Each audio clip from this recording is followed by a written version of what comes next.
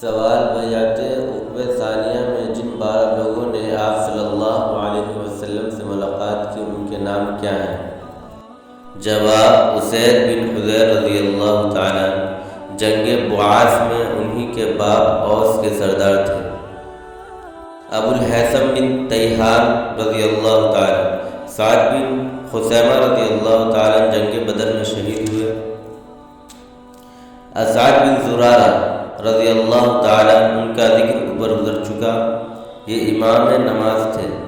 سعد بن ربیع رضی اللہ تعالیٰ عنہ جنگ احد میں شہید ہوئے۔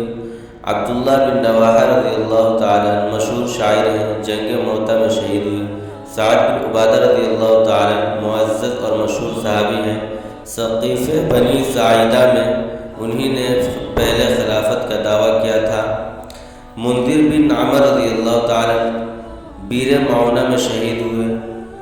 برا بن معرور رضی اللہ تعالیٰ عنہ بیعت عقبہ میں انہی نے انصار کی طرف سے تقریر کی تھی، آن صلی اللہ علیہ وسلم کی ہجرت سے پہلے انتقال کر گئے۔ عبداللہ بن عمر رضی اللہ تعالیٰ عنہ جنگ احد میں شہید ہوئے۔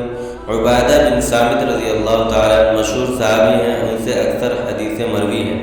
رافع بن مالک رضی اللہ تعالیٰ عنہ جنگ احد میں شہید ہوئے۔